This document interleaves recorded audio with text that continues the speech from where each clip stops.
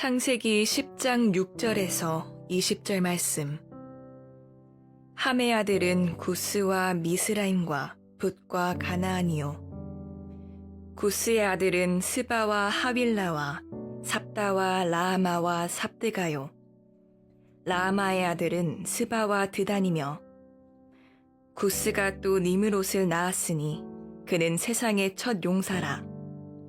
그가 여호와 앞에서 용감한 사냥꾼이 되었으므로 속담에 이르기를 아무는 여호와 앞에 니므롯같이 용감한 사냥꾼이로다 하더라. 그의 나라는 시날 땅의 바벨과 에렉과 악갓과 갈레에서 시작되었으며, 그가 그 땅에서 아수르로 나아가 니느웨와 르호보딜과 갈라와 및 니느웨와 갈라 사이에 레센을 건설하였으니 이는 큰 성읍이라.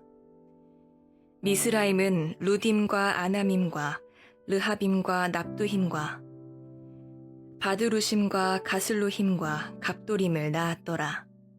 가슬루힘에게서 블레셋이 나왔더라.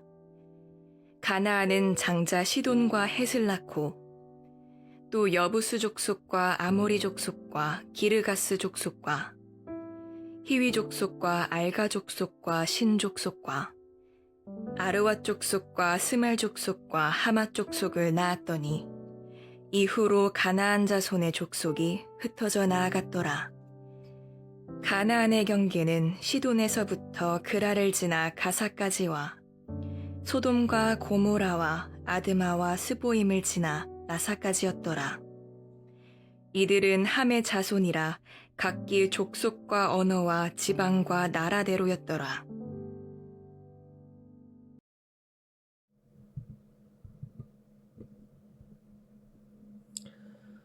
샬롬. 오늘도 하나님의 말씀으로 하루를 시작하신 여러분들에게 하나님의 은혜와 평강이 충만하게 넘치시기를 간절히 축복합니다. 2025년 1월 27일 우리 본문 창세기 10장 6절에서 20절 말씀 가지고 흩어짐 속에 붙잡을 것이라는 제목으로 함께 말씀 나누도록 하겠습니다. 새해가 시작되고 성경 한 장 한 장을 읽어가면서 또 창세기를 읽어가면서 상당히 재미있다 이렇게 표현하기 그렇습니다만 참 재미있는 부분들이 지나갔는데 10장쯤 와서 큰 위기를 맞게 되죠. 바로 성경에서 족보를 마주할 때입니다. 족보를 만나고 또 우리에게 주어진 이 만나와 같은 이 말씀에 족보뿐만이라면 좀 당황스럽고, 또 이것을 읽고 묵상하다 보면 도대체 뭘 어떤 부분에서 묵상해야 되는가 그렇게 생각이 되죠. 그런 답답함 속에서 저는 족보를 볼 때 이렇게 두 가지 질문이 떠올랐어요. 이 족보가 우리와 또는 나와 무슨 상관인가? 이 족보의 목적이 무엇인가? 그래서 족보를 읽을 때 이런 질문들을 던지면서 좁게 보는 것이 아니라 결국에 이 족보가 가리키는 큰 물줄기가 무엇인지를 우리가 함께, 또 방향이 무엇인지를 나눠야 됩니다.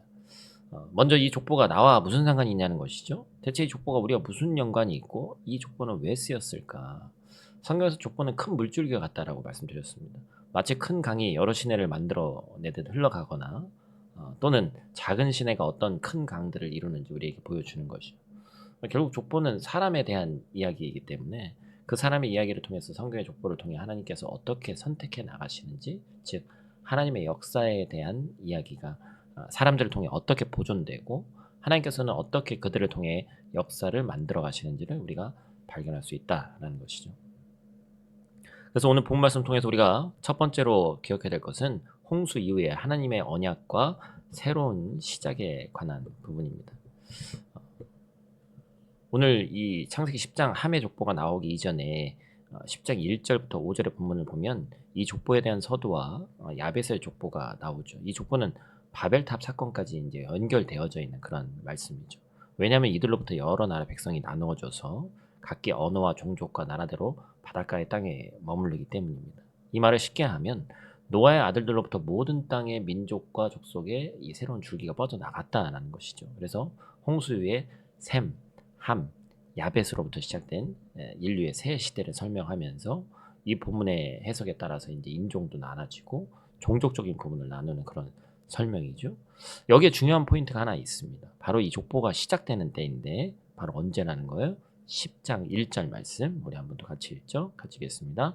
노아의 아들 셈과 함과 야벳의 족보는 이러하니라. 홍수 후에 그들이 아들들을 낳았으니 뭐라고 얘기하는 거예요? 홍수 후에 그들이 아들들을 낳았다. 여러분 홍수 이후에 땅의 상황이 어땠어요? 아마 그런 경험을 해보신 분은 많지 않으리라고 생각되어지는데 예전에 저는 아버지 목사님이 목회하시던 데가 반지하여가지고 그 반지하가 물에 잠기는 그런 어느 정도의 재해를 입었던 기억도 납니다. 물이 빠진 후에 모습은 어때요? 그대로 보존되어 있지 않죠. 참담합니다. 그 상황 우리가 마주한다면 답답함, 어려움, 참 그 가운데 경제적 손실, 정말 까마득한 혼돈의 상황을 마주한다는 것이죠. 셈, 함, 야벳이 자녀를 낳는 때의 환경이 그랬다는 것이죠. 혼돈 그 자체였을 그 홍수라는 재난 이후에 그들에게 놓인 것은 폐허가 된 상황이었다라는 것입니다. 아무것도 없었어요. 다시 리셋되고 모든 것이 사라져서 다시 그 위에 그림을 그려가야 되는 그들에게 중요한 것이 무엇인가라는 것입니다. 바로 홍수 이후에 그들에게 주어진 하나님의 약속, 하나님의 언약이 있었기 때문에 그들이 그것들을 이어나갈 수 있다는 것이죠. 하나님은 그 언약을 노아만 한 것이 아니라 하나님의 언약의 대상이 노아뿐만 아니라 그 아들들 셈, 함, 야벳도 포함되는 거예요. 그래서 창세기 9장 말씀에 뭐라고 얘기합니까? 하나님이 노아와 아들들에게 축복하시고 생육하고 번성해라. 이 축복은 어디서 받던 것이죠? 바로 창조 때에 했던 그 축복의 말씀을 다시 한번 하고 계신 것이죠. 그래서 9장 8절과 9절 이하에는 하나님이 노아와 그와 함께한 아들들에게 말씀하시되 모든 언약의 대상이 노아 너와 그리고 그 후손에게 얘기한 것이다. 결국에는 아들들에게도 복을 주셨고 함께한 아들들에게 말씀하셔서 언약을 하신다라는 것이죠. 이것이 중요한 게 뭐예요? 하나님의 말씀을 받은 이들이 앞으로 살아내야 할 방향은 무엇입니까? 바로 그들이 의지해야 될, 이 혼돈과 막막하고 폐허가 된 상황 가운데서 의지해야 될 것이 하나님의 언약과 말씀이었다는 것이죠. 평안하게 언약만 주어지는 상황이 아니라 그 언약을 가지고 혼돈의 환경을 마주해 나가야 되는 그들을 통해서 하나님은 이제 사람을 통해서 또한 일을 해 나가고 계십니다. 사람의 이야기 속에서 하나님의 언약과 말씀이 어떻게 세상 가운데 충만해지는지 하나님은 사람의 이야기 속에서 하나님만의 약속의 이야기를 만들어가기 시작하시는 것이죠. 그래서 이 족보는 오늘날 우리들이 어떤 방향을 어떤 약속을 붙잡고 살아야 되는지 무엇을 의지하며 무엇을 붙들고 살아야 되는지를 분명하게 알려주는 것이 바로 이 족보다라는 것입니다. 두 번째로 오늘 본 말씀 중에 또 기억해야 될 것은 흩어진 세상 속에서 붙잡아야 될 하나님의 언약이라는 부분이죠. 오늘 본문 8절 9절 말씀 또 같이 읽겠습니다. 구스가 또 니므롯을 낳았으니 그는 세상의 첫 용사라. 그가 여호와 앞에서 용감한 사냥꾼이 되었으므로 속담에 이르기를 아무는 여호와 앞에 니므롯같이 용감한 사냥꾼이로다 하더라. 아멘. 하나님 앞에 용사가 됐는데 그게 니므롯이다. 근데 이게 하나님 앞에 잘했는지 하나님을 대적했는지 알 수가 없습니다. 그가 용감해서 용사, 개역 성경에서는 영걸이라고 나오는데 그 말이 힘을 가지고 이제 어떤 세력을 구축했다라는 것이죠. 이것이 의미하는 바는 힘으로 영웅적인 역할을 하는 사람이 세상에 등장했다. 그리고 그 힘으로 지배권이 등장했다라는 것이죠. 긍정적인 것으로 볼 수 있지만 한 가지 분명한 것은 두려움과 막막한 상황을 헤쳐가는데 이제 뭐가 힘의 논리가 작용이 됐다는 것을 이야기하는 거예요. 혼돈과 두려움이 가득한 세상에서 충만하게 다스려가는 방법을 힘과 어떤 권력으로 표현한 사람들이 나타났다는 것입니다.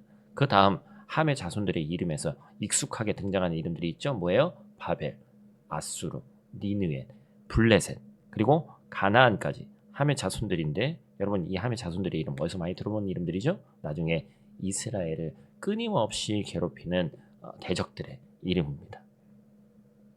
다른 가치관으로 결국 그들 각자의 힘으로 그 홍수 이후의 혼돈의 상황을 이겨내는 사람들의 모습을 우리가 보게 되는 것이죠. 그리고 그 속에서 하나님의 말씀과 언약으로 치열하게 살아남으려는 사람이 있고 자신의 힘과 자신의 권세, 권력에 치우쳐서 교만해서 하나님을 대적하는 사람들의 이야기를 이제 우리는 성경에서 계속해서 그것이 등장하는 거예요. 그래서 성경은 하나님의 이야기인 창세기 첫 시작에 그에 대한 복선을 이 특별한 족보 안에 담아 놓았습니다. 사랑하는 성도 여러분, 땅의 혼돈한 상황 가운데서 하나님은 말씀으로 세상을 만드셨죠. 그것 외에 우리가 의지할 것이 무엇이 있습니까? 홍수 이후에 하나님의 언약, 하나님의 말씀이 그들에게 주어졌을 때 그 혼돈의 상황 속에서 그들이 의지해야 될 것이 무엇이냐는 거예요. 안타깝게도 우리가 뒤에서 살펴보겠지만 그들은 자신들의 힘을 의지했고 결국에 힘의 논리가 작용하면서 이 족보 이야기 사이에 그 한중간에 바벨탑 사건이 11장에 나오는 것이죠. 사랑하는 성도 여러분, 힘의 논리가 작용하고 또한 권력이 팽배해 있는 오늘의 이 세상 속에서 동일하게 혼돈과 홍수 이후에 같이 모든 것이 사라진 것 같은 우리가 이 땅을 살아가고 있습니다. 그 어느 때보다도 풍요로운 삶을 살아가고 있는 것 같지만 그 어느 때보다 혼돈스러운 세상을 살아가고 있어요. 그 상황 가운데서 우리에게 가장 먼저 세워져야 할 것은 하나님의 말씀 가운데 있는 약속, 다시 말해서 언약인 줄로 믿습니다. 그리고 오늘도 하나님의 그 약속은 유효합니다. 세상에서 몇천 년을 이어져 오는 약속은 없어요. 그러나 하나님께서 우리와 하신 그 언약은 여전히 유효하다라는 것이죠. 하나님의 약속을 신뢰하고 그 신뢰할 만한 주님의 말씀을 믿고 따라서 승리하는 하루의 삶 사시는 저와 여러분들 되시기를 간절히 축복합니다. 우리 다 같이 있는 자리에서 기도하고 마치도록 하겠습니다. 사랑과 은혜가 충만하신 아버지 하나님, 오늘도 우리를 깨우시고 생명의 말씀으로 하루를 시작해 하심에 감사를 드립니다. 혼돈과 막막함이 가득했던 홍수 이후에도 노아와 그의 자손에게 새 생명을 주셨던 하나님께서 오늘 우리 삶 가운데도 새로운 시작을 당연하게 여겨지지만 그 당연하지 않은 하루를 주시니 감사를 드립니다. 이 세상을 다스리는 것이 우리의 힘이나 권력이 아니라 하나님의 말씀임을 깨닫게 하시고 홍수 이후에 새 땅을 살아간 노아의 가족처럼 오늘 하루를 주님의 약속과 함께 걸어가게 하여 주시옵소서. 우리의 생각과 계획이 아니라 주님의 뜻에 따라 하나님의 언약을 붙들며 믿음의 길을 걸을 수 있도록 하나님 인도하여 주시고 오늘도 우리 삶 속에서 하나님의 이야기가 나를 통해 이루어지기를 간절히 소망하오니 하나님 함께하여 주시옵소서. 그 어떤 흩어짐 속에서도 주님의 약속이 하나가 되게 하는 능력을 경험케 하시고 모든 일을 주님께 맡기며 의지하는 오늘 하루 이번 한 주 될 수 있도록 하나님 도와주시옵소서. 우리의 능력이 되신 예수님 귀하신 이름으로 기도드립니다. 아멘.